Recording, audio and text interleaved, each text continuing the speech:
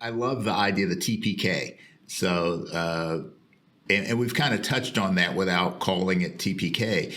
So could you please explain to our audience what you mean by TPK and the importance of it? In this book here, available at Amazon.com. I'll put a link. There'll be a link in the show notes. So if you want it, there you go. The thing about this book, the reason I wrote this particular book this way was because of this idea we talked about before. Is like, how much can we put on autopilot, right?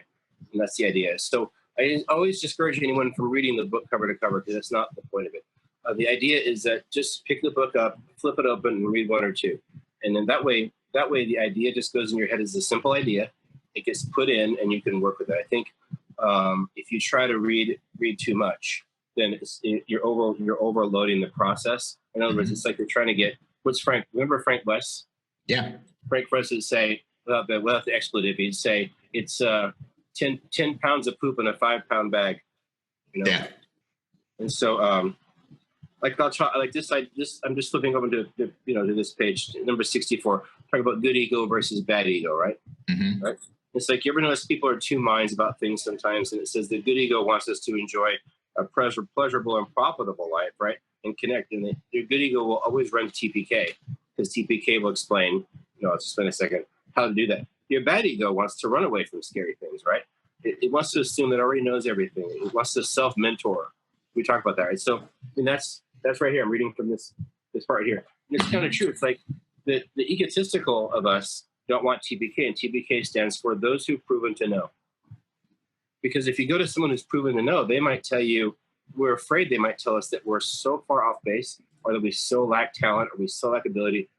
We're just afraid they're going to tell us no. Mm-hmm. And because we know they know what they're talking about, there's a good chance that no actually means no. So I also talk about the power of 3 in this book, which is if you talk to 2 people, one says you can't and one says you can, well, the third person breaks the tie. So if you go to 3 TPKs with a similar thing and you play for them, if all 3 say, yeah, but you have a pretty good chance of doing it, then you have a pretty good chance of doing it. What you say? You experience that in your own life. Yeah, absolutely. And so that's why I start the book talking about TPK, because we shouldn't try to figure out how well we're doing, because people that know what they're doing already know what you need to know, because they're doing it. And they understand the process, and they can help us with the process. And so we have to get past our bad ego and look at the good ego, because the good ego just wants to have fun.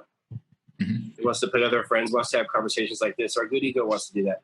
Our bad ego, wants to like show up like in a 3-piece suit for this interview and always be showing you my $50,000 watch and make sure it gets on camera. That's the bad ego. Mm-hmm. Wouldn't you say? And so that's like, so some guys want to learn how to play a high F because that's their bad ego. I mean, like, I know my role when they hire me as a lead player, right? And so part of that is, Jimmy Heath on the end of one of the tunes, he puts his hands up in the victory pose, and I have a high F. So it doesn't take a rocket scientist to figure out what he's wanting from me at that moment. Right. And he puts that tune towards the end sometimes. So he's thinking that I want that note, but I also want you to have enough left in the tank for that note. Mm-hmm. But if you listen to his music, it's not high note music. It's like saxophone line music. Right. And so he like different people want different things. And so one of the things I'm lucky to do is that going to North Texas, I had a lot of TPK, a lot of people I knew that I could ask.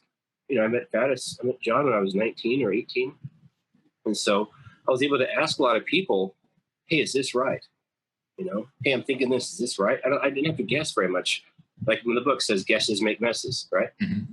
That's another thing from the book. Guesses make messes. I didn't have to guess very much because I was surrounded by so many people that clearly knew better than me. But I could just go say, hey, here's what I'm thinking. Here's what I'm doing. Is that right? Yeah. And they would say, that's right, but this is not quite right. They can just help me. So now certain things just feel sort of natural to think about certain things in a certain way that I think maybe would have not thought seemed so obvious without their help. Yeah. That's a long-winded version of it. Yeah, well, that's fine.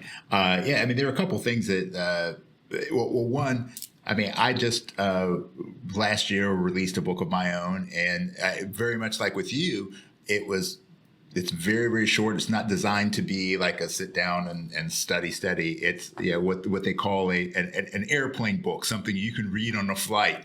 But just trying to give digestible chunks of information Right.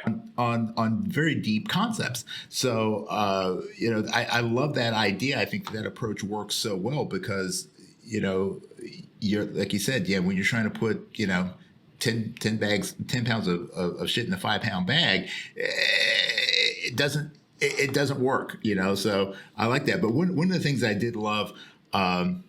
And when you're talking about the rule of the find the first three, that's perfect. I mean, there's actually an old saying by Confucius. It's walking among three people, I find my teacher among them. I choose that which is good in them and follow it, and that which is bad and change it.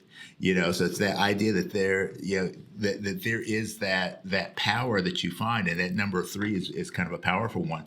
But I loved your I guess chapter or rule number 21, that too many silly sallies. Oh yeah, let me flip open. Yep. Well, yeah. I mean, yeah. What were you gonna say? I was just gonna say, maybe we'll have a reading by Frank David Greene, author reading. Oh well, see, that's a big one. I mean, don't get me started on the school thing. I mean, I think it's one of those things where if I'm a teacher, I've got certain things I have to adhere to because I've got a syllabus, right? And although I might have ideas about things, I may not have time to really embrace all those ideas because I have a certain number of things that need to be taught, and then my students have to be able to show they've been taught that every semester. So it becomes more vital, I think, for schools to have people like me come over, at least even in an adjunct way. Maybe they don't bring me in as part of the curriculum, but maybe I just come in and I do a talk for students, at the student union or even at a close nearby place that we can all convene. Because they need, one of the nice things about when I was in North Texas, we all took lessons from a guy named Don Jacoby. Mm-hmm. And Don Jacoby, he lived near campus and we took trumpet lessons from him, but he was not part of the curriculum at school. Matter of fact, a couple of teachers didn't want us to study with him. But one of the things we learned from Don Jacoby was what was real.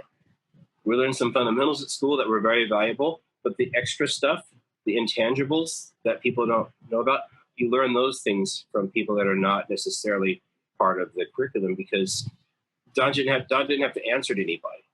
When you're a teacher, you have to answer to people because you're working for them. You have to answer to them. But when you're just teaching like him or a teacher like me, I don't have to answer to anybody per se. So I can just say, hey, look, I'm not sure what your teacher is saying. Maybe they're saying this, maybe they're not saying this, but this has been my experience. Mm-hmm. You know what I mean?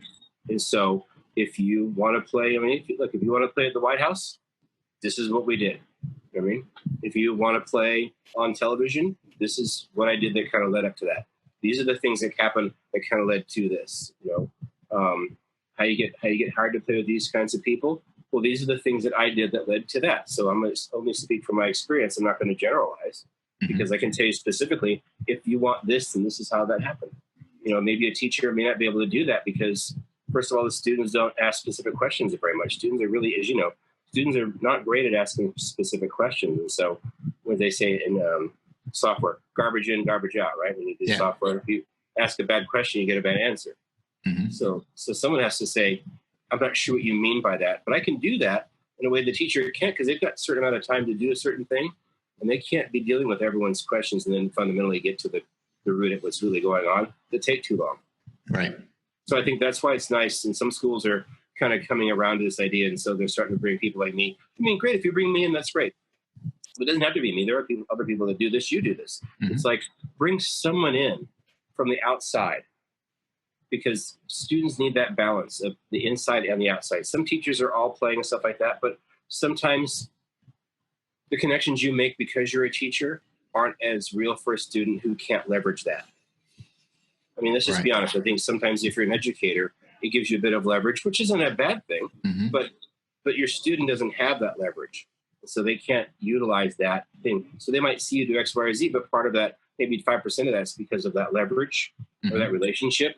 But those students don't have that relationship, so they're going to have to do something else, which is why bringing me coming in, they get to see both sides of that equation. Right. So it doesn't have to be me, but it should be somebody. I think schools are starting to catch on to the fact that to get our students really ready And when students start asking the question of, show me your track record, show me that I understand you have a jazz degree, but show me how this jazz degree is creating jazz performers. I have a jazz performance degree, but am I jazz performing? Yeah. When I leave school? If not, then I need to figure out why not. Yeah. And so that's why guys like us might come in and go, well, the reason you might not be jazz performing is because you didn't seek out TPK the second you got to school. Yeah. And so things like that.